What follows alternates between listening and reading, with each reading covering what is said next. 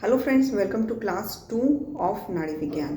इसमें हम पढ़ेंगे पल्स रीडिंग के थ्रू हम पेशेंट की प्रकृति कैसे जान सकते हैं एंड पेशेंट की विकृति कैसे जान सकते हैं और पल्स रीडिंग एक्यूरेटली कैसे ली जाती है। वैसे तो मैंने आपको पल्स रीडिंग के बारे में क्लास 1 में भी बताया था, लेकिन इसमें और डिटेल में पढ़ेंगे और उसकी इनएक्यूरेसी में क्या क्या रीजंस होते हैं। सबसे पहले तो आपको ये बात पता है, जो कि मैंने अपनी क्लास 1 में आपको बताई थी, कि वातज जो पल्स है वो इंडेक्स फिंगर पर फील होती है, पित्तज पल्स मिडल फिंगर पर फील होती है एंड कफज पल्स जो है वो रिंग फिंगर पर फील होती है।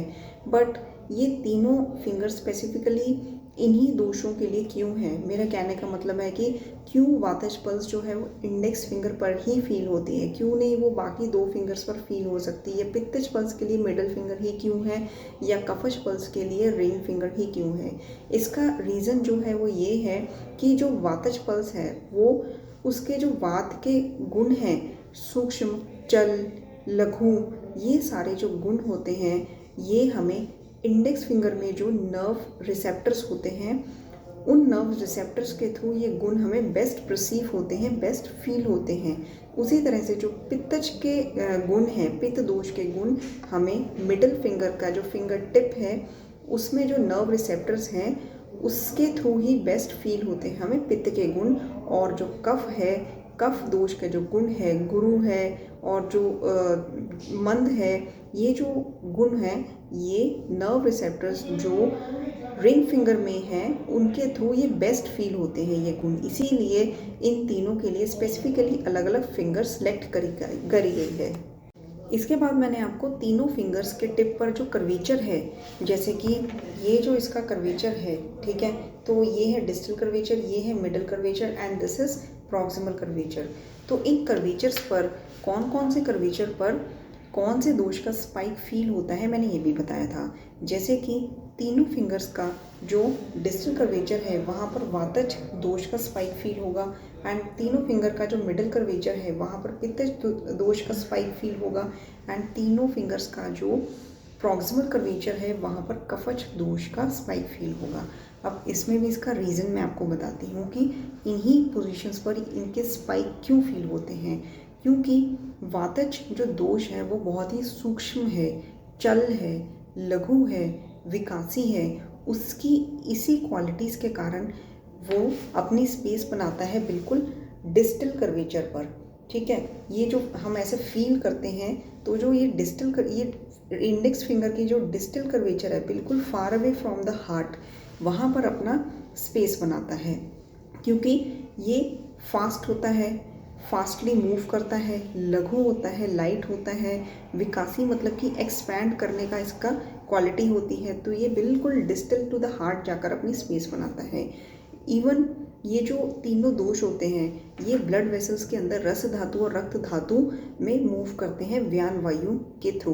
तो तीनों दोषों में से जो अगर वातज दोष है इसकी मूवमेंट आप थोड़ा सा, अगर आप अपनी इंडेक्स फिंगर या कोई भी फिंगर से आप प्रेशर, हल्का सा प्रेशर देंगे रेडियल आर्टरी पर, तो इसका जो मूवमेंट है वातज दोष का, इसका जो फ्लो है वो वहीं पर ब्लॉक हो जाएगा। बट इसका मतलब ये नहीं है कि जो स्पाइक आपको बिल्कुल जैसे ये फिंगर है इंडेक्स, इसके डिस्टल कर्वेचर पर जो फील हो रहा है तो वो मिडल पर आ जाएगा स्पाइक, या फिर वो प्रॉक्सिमल कर्वेचर पर आ जाएगा। That doesn't mean like that. इसका विकासी गुण होने के कारण, चल गुण होने के कारण और इसका लघु गुण होने के कारण ये कहीं ना कहीं से अपनी स्पेस फास्ट मूव करके उस डिस्टल कर्वेचर पर ही बना लेगा। तो इसकी जो जगह है पल्स का फ्लो रोकने से या दोषों का फ्लो रोकने से वो स्पेस चेंज नहीं होगी। तीनों दोषों की स्पेस अपनी वही रहती है। सबसे पहले आता है डिस्टल कर्वेचर पर वायु दोष का स्पाइक, फिर उसके बाद पित्तज दोष जो होता है वो लघु होता है और द्रव होता है। तो वातज के बाद मिडल कर्वेचर पर पित्तज दोष का स्पेस आ जाता है, स्पाइक फील होता है।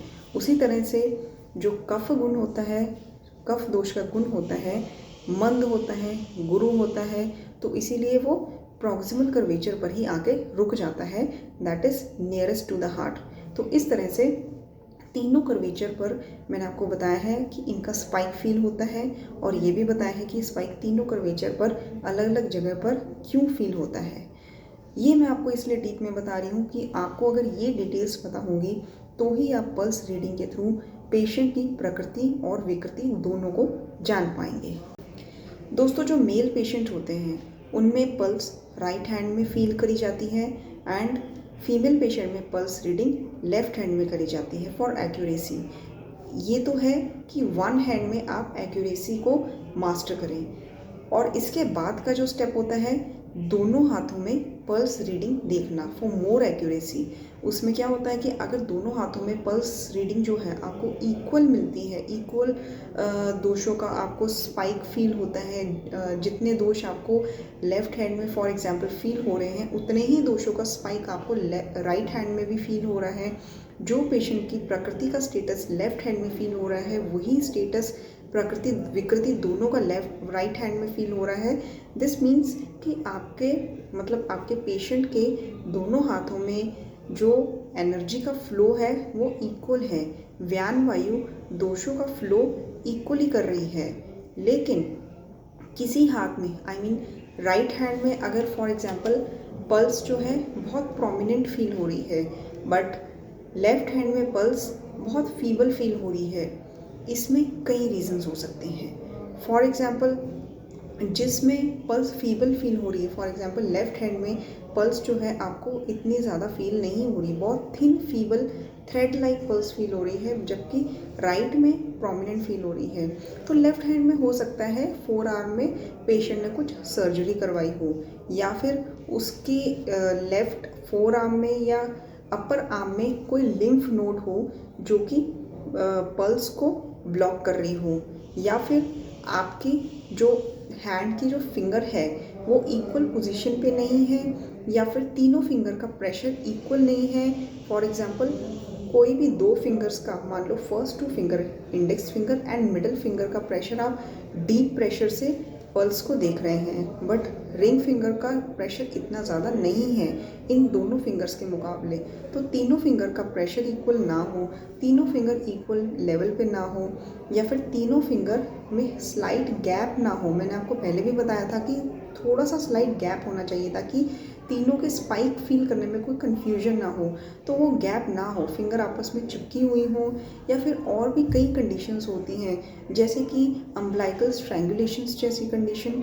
तो ऐसी कंडीशन में पेशेंट को बेटर है फॉर बिगनर्स स्पेशली, अगर आपने पल्स का आर्ट सीखना भी शुरू करा है अपने पेशेंट में, तो आपको अपने पेशेंट को पल्स रीडिंग के साथ साथ उसकी हिस्ट्री भी लेनी चाहिए। वैसे तो हमारा जो प्रोफेशन है उसमें हिस्ट्री लेना पेशेंट की मैंडेटरी है, तो क्वेश्चंस पूछ लेने चाहिए जो आपको पल्स रीडिंग में फील होता है। कॉरस्पॉन्डिंग क्वेश्चंस भी पेशेंट से पूछते रहना चाहिए ताकि आपको उसका जो एक्यूरेसी के बारे में और ज़्यादा डिटेल में नॉलेज हो जाए कि वाकई जो आप पल्स रीडिंग में देख रहे हैं उसकी प्रकृति विकृति के बारे में, तो आप क्वेश्चनिंग में भी पेशेंट वही सेम कॉरस्पॉन्डिंग आंसर दे रहा है कि नहीं जो आपने उसके पल्स में देखा, तो ये आपके लिए और ज़्यादा हेल्पफुल हो जाएगा। एंड एक और पॉइंट है जिसमें आपको पेशेंट के पल्स की ट्रू सेंसेशंस हो सकते हैं ना फील हो, वो है पेशेंट की अपीयरेंस को आपने नोट करना है। If patient is healthy, chubby cheeks हैं उसके, फैटी पेशेंट है, ओबेसिटी है, तो उस केस में क्या होगा कि थिक सबक्यूटेनियस फैट लेयर के कारण आपको उसके नीचे की जो ट्रू सेंसेशंस है पल्स की वो ना फील हो। तो इस चीज़ का आपने ध्यान रखना है एंड अकॉर्डिंगली प्रेशर देना है रेडियल आर्टरी पर अपने फिंगर टिप से। आइए जानते हैं अब प्रकृति और विकृति के बारे में। देखिए, प्रकृति क्या है? जो दोषों की क्वालिटी और क्वांटिटी का status at the time of conception होता है आपकी बॉडी में, उसको हम प्रकृति कहते हैं। This is the basic constitution of the individual, that is called the प्रकृति। एंड विकृति क्या होता है? जो प्रेजेंट स्टेटस ऑफ दोष की क्वालिटी और क्वांटिटी है, दैट इज कॉल्ड द विकृति। At the time of conception दोषों का जो स्टेटस है प्रकृति कहलाता है, एंड प्रेजेंटली दोषों का जो स्टेटस है वो विकृति कहलाता है। दोस्तों, पल्स रीडिंग एक परसिस्टेंट प्रैक्टिस मांगती है, लॉन्ग टर्म प्रैक्टिस मांगती है। ये एक आर्ट है जो साधना से अचीव किया जाता है। देखिए, पल्स रीडिंग के लिए जब हमें पेशेंट की प्रकृति जाननी होती है, मतलब कि deepest level of pulse, 7th level of pulse जानना होता है, तो हमने हैंड की पोजीशन जैसे मैंने आपको क्लास 1 में बताई थी वैसे ही रख के और अपनी इन 3 फिंगर से रेडियल आर्टरी पर तीनों फिंगर से प्रेशर देना है एंड बिल्कुल डीपेस्ट लेवल पर हमने प्रेशर देना है तीनों फिंगर टिप से, और इतना देना है कि पल्स जो है वो स्टॉप हो जाए और स्लाइटली रिलीज़ करना है इस प्रेशर को। उतना ही सिर्फ रिलीज़ करना है कि जब आपको पल्स फिर से फील होने लग जाए। आपने क्या करना है, जैसे ही इन 3 फिंगर से आपको स्लाइटली प्रेशर रिलीज़ करने पर पल्स थ्रॉब फील होती है, उस वक्त आपने पूरा अपना मेडिटेशन, पूरा अपना फोकस एक एक फिंगर पर देना है कि कौन सी फिंगर पर कौन सा स्पाइक फील हो रहा है। फॉर एग्जांपल ये तीनों फिंगर्स हैं, तो आपने सबसे पहले फोकस करना है इंडेक्स फिंगर पर कि इसके डिस्टल कर्वेचर पर वात स्पाइक फील हो रहा है कि नहीं, और इसी तरह से middle finger and ring finger पर भी आपको वाता स्पाइक फील हो रहा है कि नहीं। तो मतलब मेरे कहने का कि तीनों फिंगर्स के डिस्टल कर्वेचर पर वाता स्पाइक होना चाहिए, तो वो फील हो रहा है कि नहीं। उसी तरह से तीनों फिंगर के मिडल कर्वेचर पर कौन कौन सी फिंगर पर मिडल कर्वेचर पर पित्ता स्पाइक फील हो रहा है कि नहीं, और उसी तरह से तीनों फिंगर के प्रॉक्सिमल कर्वेचर पर कौन कौन सी फिंगर पे कफा स्पाइक फील हो रहा है। इस तरह से आपको पता चलेगा कि कौन सा दोष स्ट्रांगली प्रोमिनेंट है उस इंडिविजुअल में, उस पेशेंट में, और कौन सा दोष कम प्रोमिनेंट है उसमें। मैं फिर से समझाती हूँ। फॉर एग्जाम्पल, आपने एक एक फिंगर को फोकस किया आइज़ क्लोज करके, बिल्कुल ठीक है। आपने फील करना है कि इस फिंगर के डिस्टल कर्वेचर पर वाता पल्स फील हो रहा है कि नहीं, वाता स्पाइक फील हो रहा है कि नहीं, इस पे वाता स्पाइक फील हो रहा है कि नहीं, और इस पे वाता स्पाइक फील हो रहा है कि नहीं। फॉर एग्जाम्पल, आपको सिर्फ मिडल फिंगर पर वाता स्पाइक मिल रहा है, तो V1 हो गया। और उस तरह से आपको इन द सेम वे आपको मिडल कर्वेचर, आपने तीनों फिंगर का फील किया कि मिडल कर्वेचर पे फॉर एग्जांपल इंडेक्स फिंगर पर पित्तज स्पाइक फील हो रहा है, मिडल फिंगर पर भी पित्तज स्पाइक फील हो रहा है, एंड इवन मिडल कर्वेचर पे जो रिंग फिंगर का मिडल कर्वेचर है उस पर भी पित्तज स्पाइक फील हो रहा है। तो V1 P3, क्योंकि पित्तज जो है वो तीनों पर फील हो रहा है। एंड कफज स्पाइक, आप proximal curvature of each finger देखेंगे तो सिर्फ ये लास्ट 2 फिंगर पर, मिडल एंड रिंग फिंगर पर ही आपको कफज स्पाइक फील हो रहा है, नॉट ऑन इंडेक्स फिंगर। तो इसका मतलब हो गया K2। तो उस पेशेंट की प्रकृति हुई V1 P3 K2, मतलब कि V1 मतलब वात जो उसका दोष है वो वीक है, कम है, एंड पित्तज दोष जो है प्रोमिनेंट है, एंड कफज दोष है रिलेटिवली प्रोमिनेंट है, ना वीक ना ज़्यादा स्ट्रॉन्ग, तो मिडल में है, दैट इज़ कफज दोष। तो इस तरह से हम पेशेंट की प्रकृति को जानते हैं। दोस्तों, एक बार डायग्राम के थ्रू हम जानेंगे कि हम प्रकृति का पता कैसे लगा सकते हैं बाय पल्स रीडिंग। देखिए, जब हम अपने तीनों फिंगर टिप्स से रेडियल आर्टरी पर डीपेस्ट प्रेशर लगाते हैं, डीपेस्ट प्रेशर क्योंकि ये डीपेस्ट लेवल ऑफ पल्स होती है जिससे हम प्रकृति को जानते हैं, इसको 7th लेवल ऑफ पल्स भी कहते हैं। तो जब हम डीपेस्ट प्रेशर लगाते हैं तीनों फिंगर टिप से रेडियल आर्टरी के ऊपर कि पल्स स्टॉप हो जाती है, एंड स्लाइटली जब हम प्रेशर को रिलीज़ करते हैं और जैसे ही हमें पल्स की थ्रॉब फील होती है तब हम इंडिविजुअल फिंगर पर ध्यान देते हैं। तो जब हमने इस डायग्राम में आप देखेंगे कि तीनों फिंगर्स पर जब हमने डिस्टल कर्वेचर पर फोकस किया, ध्यान दिया, तो हमें सिर्फ इंडेक्स फिंगर पर ही वातज स्पाइक फील हुआ, इंडेक्स फिंगर के डिस्टल कर्वेचर पर।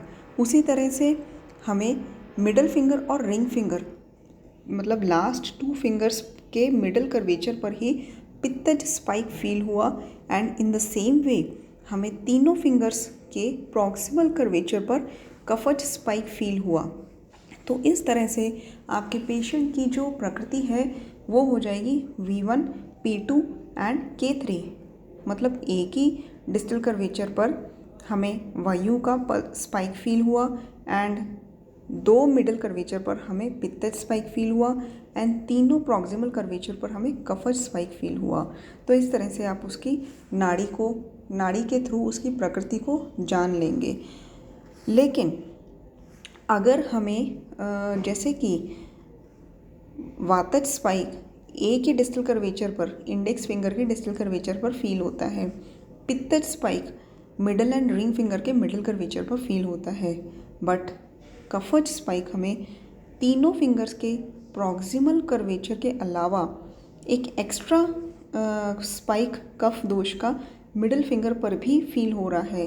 तो इसका मतलब उसकी प्रकृति हुई V1 P2 K4, मतलब उसका जो कफज दोष है वो प्रकोपित है, वो मोर देन स्ट्रॉन्ग है। K3 स्ट्रॉन्ग स्टेट मानी जाती है दोष की, प्रोमिनेंट स्टेट मानी जाती है दोष की, लेकिन उसका जो कफज दोष है प्रोमिनेंट से भी ज़्यादा है, मतलब कि आउट ऑफ बैलेंस जा रहा है, प्रकोपित हो रहा है। तो इससे आप अंदाज़ा लगा लेंगे कि उसको कौन कौन सी कफज व्याधियाँ हो सकती हैं। तो इस तरह से दोस्तों हमें पेशेंट की पल्स के थ्रू प्रकृति का पता चल जाता है और दोषों के प्रकोपित अवस्था का भी पता चल जाता है। तो ये थी उसकी विकृति V1 P2 K4। जो मैंने आपको पहले समझाया था V1 P2 K3, ये उस इंडिविजुअल की प्रकृति थी, मतलब कि उसके दोषों की अवस्था at the time of conception. At the time of conception जो उसके दोषों की अवस्था होती है वो उसकी प्रकृति कहलाती है, वो उसका बेसिक कॉन्स्टिट्यूशन कहलाता है। लेकिन जब दोष प्रेजेंट कंडीशन में उस प्राकृतिक अवस्था से डेविएट होकर प्रकोपित हो जाए, जैसा कि मैंने आपको अभी समझाया, V1 P2 K4 जो कफ था K3 था, लेकिन वो आउट ऑफ बैलेंस हो गया, प्रकोपित हो गया, तो वो बढ़ गया एंड उसका एक एक्स्ट्रा स्पाइक फील हुआ, तो वो K3 की जगह K4 हो गया। तो जो दोषों की कंडीशन प्राकृतिक अवस्था से डेविएट होके प्रेजेंटली जो फील होती है हमें, प्रेजेंट कंडीशन जो दोषों की होती है उसको बोलते हैं हम विकृति। और विकृति को हम सुपरफिशियल पल्स भी कहते हैं एंड इसको लेवल 1 की पल्स भी कहते हैं, और उसी प्रकार प्रकृति को हम डीप पल्स भी कहते हैं और इसको 7th लेवल ऑफ पल्स भी कहते हैं। तो इस तरह से हम पेशेंट की प्रकृति और विकृति दोनों को जान लेते हैं। बेसिकली हमें पहले उसकी प्रकृति को जानना होता है डीप लेवल ऑफ पल्स से, डीप प्रेशर देके, जैसा कि मैंने आपको बताया, और फिर हमें उसकी सुपरफिशियल पल्स से उसकी विकृति को जानना होता है, दोषों की कंडीशन को जानना होता है। और जब डीप पल्स और सुपरफिशियल पल्स दोनों में दोषों की कंडीशन जो है वो सेम रहती है, फॉर एग्जांपल आपने V1 P2 K3 ये कंडीशन दोषों की देखी उसके डीपेस्ट लेवल ऑफ पल्स पे, 7th लेवल ऑफ पल्स पे, तो मतलब वो उसकी प्रकृति हुई। और यही कंडीशन अगर आपने V1 P2 K3 उसकी सुपरफिशियल पल्स पे भी देखी, मतलब उसके प्रेजेंट कंडीशन में भी देखी, तो प्रकृति और विकृति सेम हो गया। तो इसका मतलब कि वो अभी भी बैलेंस्ड कंडीशन में है। उसके जो प्रेजेंट दोष हैं वो अपनी प्रकृति वाले दोष, मतलब डीप लेवल ऑफ पल्स वाले दोषों से डेविएट नहीं हुए हैं, आउट ऑफ बैलेंस नहीं हुए हैं। तो दोस्तों इस क्लास में आपने जाना कि 7th लेवल ऑफ पल्स कैसे देखी जाती है, 1st लेवल ऑफ पल्स कैसे देखी जाती है, इंडिविजुअल की प्रकृति और विकृति दोनों अवस्थाएं हम पल्स रीडिंग से कैसे देख सकते हैं। बट दोस्तों इसके लिए हमें बहुत ज़्यादा प्रैक्टिस चाहिए होती है। हम लोग आपको नॉलेज दे सकते हैं, ज्ञान दे सकते हैं, लेकिन जब आप पल्स देखते हैं तो जैसा कि मैंने पहले कहा, एक एक फिंगर पे आपको बहुत ज़्यादा मेडिटेशन या बहुत ज़्यादा फोकस करना होता है। इसमें 100% कंसंट्रेशन की ज़रूरत पड़ती है। Pulse reading is an art that is achieved by meditation, that is achieved by focus and long term practice. Pulse reading के टाइम आप कैसे अपनी फिंगर के कर्वेचर पर स्पाइक को फील कर सकते हैं, उस पर कैसे फोकस कर सकते हैं कम्प्लीटली, इसका भी एक तरीका है। देखिए, जब आप पेशेंट की पल्स देख रहे हैं तब आपने डीप इनहेलेशन लेनी है and then pause and feel the pulse in this pause, ताकि आपका फोकस जो है कम्प्लीटली आपके पल्स रीडिंग पर ही रहे, आपके फिंगर्स पर ही रहे। एंड उसके बाद complete exhalation and then again pause. और इस पॉज के दौरान ही आपका जो ध्यान है 100% पल्स पर और अपनी फिंगर के कर्वेचर्स पर लगेगा, क्योंकि जब ब्रीथ सांस जो है रुकती है उसी टाइम पर आप फोकस कर सकते हैं अपनी पल्स पर। तो दोस्तों ये एक तरीका है, वैसे तो कई सारे तरीके हैं लेकिन ये जो सिंपलेस्ट तरीका है जो मैं अपनी प्रैक्टिस में यूज़ करती हूँ वो यही है, एंड इससे मुझे बहुत एक्यूरेट पल्स रीडिंग मिल जाती है। तो दोस्तों इस क्लास में हमने बहुत कुछ सीखा एंड आई होप आपको कोई कन्फ्यूजन नहीं रहा होगा। मिलते हैं अपनी नेक्स्ट क्लास में। Thank you.